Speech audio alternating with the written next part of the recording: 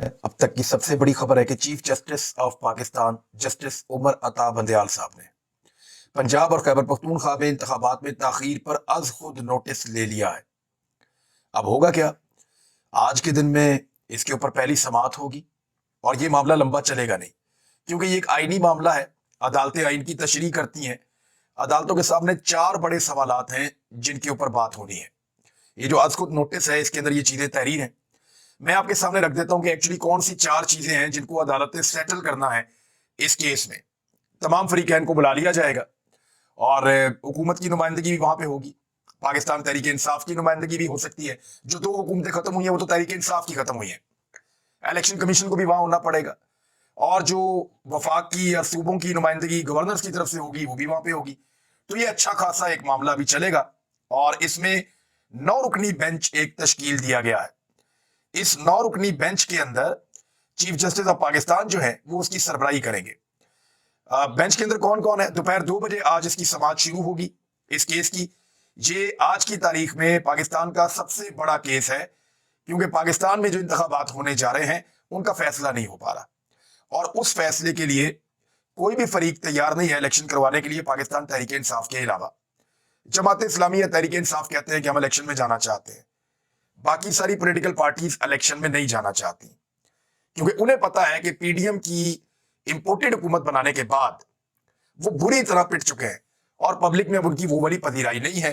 सर्वे सारे उनके खिलाफ आ रहे हैं।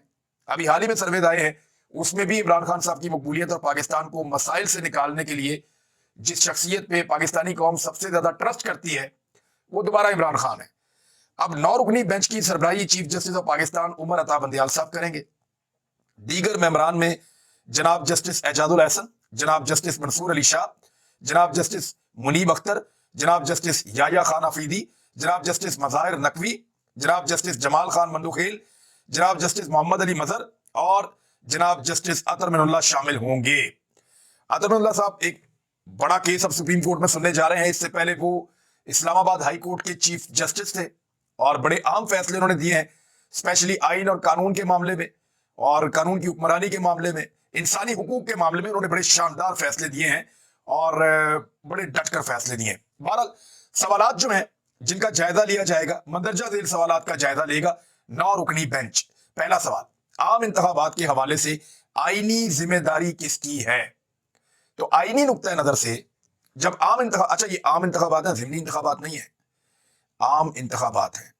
यानी पाकिस्तान के अंदर 2 सूबों में जनरल इलेक्शन होने जा रहे हैं, तो उसके अंदर जो आईनी तौर पे जिम्मेदारी है वो इलेक्शन कमीशन ऑफ पाकिस्तान की है और बाकी जितने भी इदारे हैं वो पाकिस्तानी कानून के मुताबिक इलेक्शन कमीशन ऑफ पाकिस्तान की डिमांड के मुताबिक इलेक्शनों की अंजामदही के लिए उनके साथ ताउन करने के पाबंद हैं। सिक्योरिटी फोर्सेज अगर उनको चाहिए तो वो पाबंद है कि उनको सिक्योरिटी फराहम करें। अगर उन्हें फंड्स चाहिए तो हुकूमत पाबंद है कि वो उनको फंड्स फराहम करे। अगर उन्हें कोई और फैसिलिटी चाहिए, आरओस चाहिए, ऑफिसर्स चाहिए या पब्लिक सर्वेंट्स चाहिए, जो पोलिंग स्टाफ वगैरह का अमला होता है सारा, वो सब लोग अगर चाहिए उनको तो उनको वो फैसिलिटेट किया जाएगा अफसरान की जानिब से। तो ये जिम्मेदारी जो है वो आती है इलेक्शन कमीशन ऑफ पाकिस्तान के ऊपर। पहला जो सवाल जिसका जवाब अदालत तलाश करेगी, मेरी दानिश में उसका ये जवाब है। और दूसरा जो सवाल है जिसपे अदालत ने इस केस को सुनना है वो ये है कि आम इंतखाबात की जिम्मेदारी कब और कैसे अदा की जाएगी। अब इसमें आइन बड़ा क्लियर है। अगर तो असेंबलियां अपनी मुद्दत पूरी करती हैं तो 2 महीने के अंदर आम इंतखाबात हो जाएंगे। अगर असेंबलियां अपनी मुद्दत पूरी नहीं करती तो 90 दिन के अंदर आम इंतखाबात हो जाएंगे। बस यही है, सादा सादा। अब अगर खुदा ना खास्ता किसी मुल्क में कोई बहुत बड़ा हंगामा हो गया या कोई बहुत बड़ी सिचुएशन क्रिएट हो गई है तो उसमें कंसेंसस के साथ इलेक्शन कुछ आगे जा सकता है, जैसा कि मोहतरमा बेनजीर भुट्टो साहिबा की शहादत के बाद इलेक्शन जो है वो 1 माह या चंद दिन आगे चला गया था। तो इस तरह ये हो जाता है, इलेक्शन आगे जा सकता है इस सूरत में कि मुल्क में कोई बहुत बड़ा खुदा ना खास्ता सानहा हो जाए या कोई बहुत बड़ा खुदा ना खास्ता वाकया हो जाए।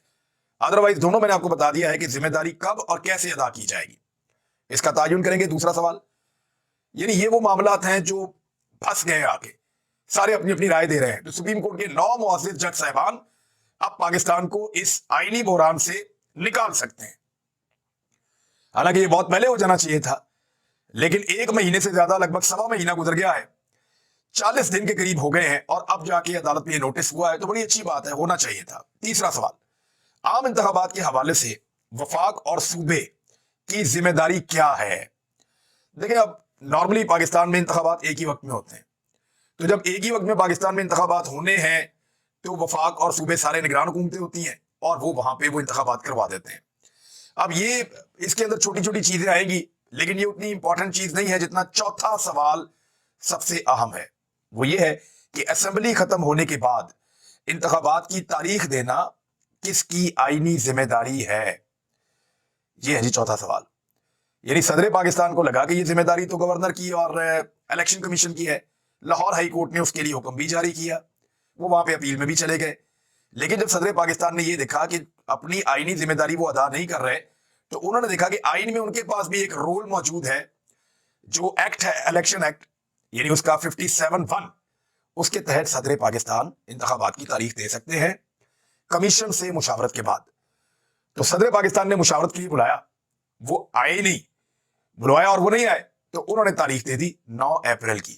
زیادہ امکان یہی ہے کہ 9 اپریل کو انتخابات ہو جائیں گے، لیکن اگر ایک کنسنسس پیدا کرنے کی کوشش کی گئی یا سٹیک ہولڈرز کے اندر بیٹھے، تو ممکن ہے کہ یہ الیکشن جو ہے وہ رمضان المبارک کے بعد ہو جائے، چھوٹی عید کے بعد ہو جائے، اس سے زیادہ آگے جا نہیں پائے گا۔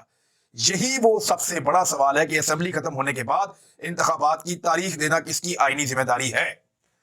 اب جس کی آئینی ذمہ داری ہے اور اس نے تاریخ نہیں دی، جیسا کہ 2 گورنرز ہیں، الیکشن کمیشن خود کہتا ہے کہ گورنرز کو دینا تھا، اگر گورنرز نے اپنی آئینی ذمہ داری پوری نہیں کی تو وہ فکس ہوں گے اس میں، اور صدر نے اپنے آئینی اختیار سے تجاوز کیا ہے، دوسری سمت میں لوگ یہ کہتے ہیں، تو پھر وہ بھی اس کے اندر دائرے میں آ جائیں گے۔ لیکن اب یہ معاملہ سپریم کورٹ آف پاکستان میں جا چکا ہے۔ آج دوپہر 2 بجے کے بعد آپ کو پاکستان کے ٹی وی چینلز پہ، پاکستان کے سوشل میڈیا پہ، ٹویٹر پہ، فیس بک پہ، یوٹیوب پہ، ہر طرف صرف یہی خبر سنائی دے گی، اور یہ سب کچھ اس وقت ہو رہا ہوگا جب ایک اور شہر میں پاکستان تحریک انصاف کے کارکن دھڑا دھڑ گرفتاریاں دے رہے ہوں گے۔ وہ خبر وہاں چل رہی ہوگی اور یہ خبر یہاں چل رہی ہوگی۔ ادھر اٹارنی جنرل پاکستان نے کہا کہ صوبوں میں الیکشن کی تاریخ دینا صدر پاکستان کا کام نہیں ہے۔ اٹارنی جنرل شہزاد عطا الہی نے کہا کہ صدر مملکت کی جانب سے صوبوں میں الیکشن کی تاریخ دینے پر اعتراض ہے۔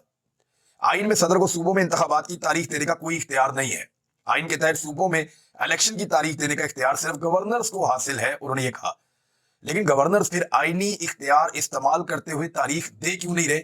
یہ بڑا سوال پیدا ہو جاتا ہے۔ یعنی اٹارنی جنرل اگر یہ بات جا کر سپریم کورٹ آف پاکستان میں کر دیتے ہیں، تو سپریم کورٹ آف پاکستان بڑے آرام سے یہ کوسچن سامنے رکھ دے گی کہ اگر یہ گورنرز کا کام ہے تو وہ کیوں نہیں کر رہے؟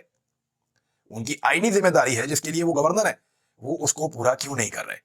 تو اس پہ پھر گورنرز کو جواب دینا پڑے گا۔ تو سچویشن یہی ہے کہ آئین پاکستان کے مطابق جتنے بھی لائرز ہیں ان سے بات کر کے دیکھا، جو قانون کے ایکسپرٹ ہیں، تھوڑا سا ہم لوگوں نے بھی صحافت کرتے کرتے، ان عدالتوں میں کوریج کرتے کرتے اس بات کا آئیڈیا ہو گیا ہے کہ عدالت آئین سے باہر جا کر تو فیصلہ دے نہیں پائے گی۔ تو یہ فیصلہ پاکستان کو انتخابات کی طرف ہی لے کر جائے گا۔ کچھ 9 تاریخ اگر نہ بھی ہوا تو الیکشن آنے والے ہیں، اور پاکستانیوں کو الیکشن کی تیاری کرنی چاہیے۔ پاکستان تحریک انصاف کے جو کارکن گرفتار ہوئے ان کو جیل میں پہنچا دیا گیا ہے، اور جو رہنما گرفتار ہوئے ان کا میڈیکل کرنے کے بعد ان کو بیرکوں میں منتقل کر دیا گیا ہے۔ یعنی پاکستان تحریک انصاف کے اب سینکڑوں لوگ اس وقت لاہور میں کوٹ لکھپت جیل میں مبینہ طور پہ موجود ہیں۔ فواد چودھری کا کلیم ہے کہ بہت بڑی تعداد میں حکومت جو ہے ذرا تعداد کم کر کے بتانا چاہتی ہے۔ رانا ثناء اللہ کا دعویٰ ہے کہ پی ٹی آئی کا یہ مسترد کیا ہے لوگوں نے، لیکن پی ٹی آئی کا دعویٰ ہے کہ جتنا وہ چاہتے تھے اس سے زیادہ لوگوں نے گرفتاری دی ہے۔ انہوں نے صرف 200 لوگوں کی گرفتاری کا فیصلہ کیا تھا، لیکن زیادہ لوگ گرفتاری دینے کے لیے پہنچے ہیں۔ جب یہ بسیں گئیں جیل کی جانب تو بسوں کی چھتوں کے اوپر بھی کارکن موجود تھے اور ان کے اندر بھی بند تھے، تو یہ ایک عجیب قسم کی گرفتاریوں کی صورتحال تھی۔ رانا ثناء اللہ نے کہا کہ عمران خان ہمیں دشمن سمجھتے ہیں تو ہم بھی انہیں دشمن ہی سمجھتے ہیں۔ مزید رانا ثناء اللہ نے کہا کہ عمران خان فتنہ ہے، فساد پھیلا رہا ہے۔ رانا ثناء اللہ نے کہا کہ آج دعوے کرنے کے علاوہ کچھ نہیں کیا، جیل برو تحریک کو عوام نے مسترد کر دیا ہے۔ یعنی یہ سٹیٹمنٹ تو ان کو دینے ہوں گے، خواجہ آصف بھی دے رہے ہیں، حالانکہ خواجہ آصف ادھر طالبان کے ساتھ افغانستان میں D G I S I کے ہمراہ مذاکرات کر رہے ہیں، اور ان مذاکرات کے نتیجے میں ابھی چیزیں سامنے آئیں گی تھوڑے دنوں میں کہ کیا اس کا فائدہ اور کیا نقصان ہوتا ہے۔ لیکن فی الحال جو مطالبہ کیا ہے، طالبان کی جانب سے مطالبہ کیا گیا ہے، وہ مطالبہ بڑا غیرت مندی والا مطالبہ ہے، اور انہوں نے کہا کہ جو پاکستان کی جیلوں میں افغان شہری قید ہیں ان کو پاکستان رہا کرے۔ یہ ملا عبد الغنی برادر نے یہ مطالبہ پاکستان سے کیا ہے، اور انہوں نے پاکستان سے وفد سے جو ملاقات کی، خواجہ عاصم نے افغانستان کے نائب وزیر اعظم برائے اقتصادیات ملا عبد الغنی برادر سے ملاقات کی۔ ملاقات میں تجارت، علاقائی روابط اور اقتصادی تعاون کے فروغ پر بات چیت کی گئی ہے۔ ایکچولی جو پرابلم ہے وہ تو یہ ہے کہ پاکستان کے اندر جو واقعات ہو رہے ہیں تواتر کے ساتھ دہشت گردی کے، پاکستان یہ سمجھتا ہے کہ وہ افغانستان کی طرف سے لوگ آتے ہیں اور آ کر یہ اٹیک کرتے ہیں، یا پلاننگ وہاں ہوتی ہے، وہ سرزمین استعمال ہوتی ہے، جبکہ افغانستان کی جو گورنمنٹ ہے اس کے اپنے گلے اور شکوے پاکستان کو لے کر ہیں۔ وہ یہ سمجھتے ہیں کہ افغانستان کے اندر جو کچھ بھی ہوتا رہا ہے یا آئندہ ہو سکتا ہے اس کو فیسیلیٹیٹ پاکستان کرتا رہا ہے، تو دونوں طرف گلے اور شکوے ہیں، یہ دور ہونے چاہیے۔ ماضی میں کچھ موقع تھے دونوں کے پاس قریب آنے کے، لیکن رجیم چینج آپریشن کے دوران ہم لوگ بہت مصروف رہے، جن لوگوں کی یہ ذمہ داری تھی وہ بہت مصروف رہے، لہذا چیزیں رک گئی اور ہو نہیں پائیں۔ ادھر فیض حمید صاحب نے ایک عجیب و غریب ان کے بارے میں انکشاف سامنے آیا ہے، یعنی اب سمجھ آ رہی ہے کہ پاکستان میں کس طریقے سے نظام کو چکر دیا جاتا ہے، کس طریقے سے چند طاقتور لوگ پورے ملک کو، پورے نظام کو کنٹرول کرتے ہیں اور اسے قابو کرتے ہیں۔ شوکت عزیز صدیقی صاحب جو اسلام آباد ہائی کورٹ کے سابق جج ہیں، انہوں نے کہا اور دعویٰ کیا کہ جنرل ریٹائر فیض حمید ان کے گھر آ کر ملے اور انہیں پیشکش کی کہ وہ ان کی بات مان لیں تو چیف جسٹس اسلام آباد ہائی کورٹ بنا دیں گے۔ اور شوکت عزیز صدیقی صاحب نے کہا کہ فیض حمید کو میں نے جواب دیا تھا کہ ہائی کورٹ تو کیا سپریم کورٹ کا بھی چیف جسٹس بنا دیں تو اپنے ضمیر کے خلاف نہیں جاؤں گا۔ دیکھیں، پاکستانیوں کو بڑا دھچکا لگتا ہے اس طرح کی چیزیں جب سامنے آتی ہیں، اور بار بار سامنے آتی ہیں۔ پاکستانی اپنے اداروں سے اور اپنے اداروں میں بیٹھے ہوئے لوگوں سے بڑی محبت کرتے ہیں، اور پاکستانیوں کو یہ لگتا تھا کہ یہاں اسٹیبلشمنٹ جو بھی فیصلے کرتی ہے وہ پاکستان کے مفاد میں کرتی ہے۔ لیکن یہ جو اب چہرے سامنے آ رہے ہیں اور یہ جو اب کارنامے سامنے آ رہے ہیں کہ سابق آرمی چیف کہتا ہے کہ میں اس وقت کے وزیر اعظم کی خود ویڈیو ریکارڈنگ کیا کرتا تھا خفیہ کیمروں سے، اور میرے پاس ثبوت موجود ہیں اور میں اس کو ملک کے لیے خطرہ سمجھتا، یعنی یہ چیز سابق آرمی چیف کہہ رہا ہے، آپ کو سمجھ آ رہی ہے؟ اور یہی بات جو ہے اب کہ سابق ڈی جی آئی سے جو ہے وہ ایک جج کے گھر جا کے کہتے ہیں کہ میری بات مان لے، میں آپ کو بنا دوں گا چیف جسٹس اسلام آباد ہائی کورٹ کا۔ یعنی ملک چل رہا ہے یا سودے ہو رہے ہیں؟ یہ بڑی افسوسناک صورتحال ہے، اور یہ گھنونا کھیل ہے اپنے ذاتی انا اور اپنے مفاد کے لیے اور اپنی ضد کے لیے۔ اس کھیل کو رک جانا چاہیے، کیونکہ پاکستانی قوم کو اب اس کھیل کی سمجھ آ گئی ہے، اور پاکستانی قوم کو اتنی اچھی سمجھ آ گئی ہے کہ اب جب آپ یہ کھیل کھیلیں گے اسٹیبلشمنٹ کے لوگ یا ان کے مورے، تو پاکستانی قوم فوراً سمجھ جائے گی کہ کھیل شروع ہو چکا ہے۔ تو اب وہ آپ کو نہ صرف بے نقاب کریں گے بلکہ آپ کے راستے میں رکاوٹ ڈالنے کی بھی کوشش کریں گے۔ ایون مجھے تو ایسا لگتا ہے کہ ایک بے چینی ہے پاکستان کے اندر، چاہے لوگ جو ہے وہ سرکاری نوکری کر رہے ہیں، اداروں کے اندر نوکریاں کر رہے ہیں، یا لوگ باہر کہیں اپنا پرائیویٹ کام کر رہے ہیں، ہر طرف ایک بے چینی ہے۔ اور وہ بے چینی اس لیے ہے کہ لوگوں کے سامنے کچھ لوگوں کی اصلی شکلیں آ گئی ہیں، اور وہ اتنی گھنونی ہیں کہ لوگ جو ہیں وہ اب خاصے مایوس ہو چکے ہیں کہ کیا یہ لوگ ہیں جو ہمارے ملک کے سیاہ اور سفید کے مالک بن جاتے ہیں۔ اچھا، آپ تک اتنا ہی، اپنا خیال رکھیے گا، اپنے چینل کا بھی۔ اللہ حافظ۔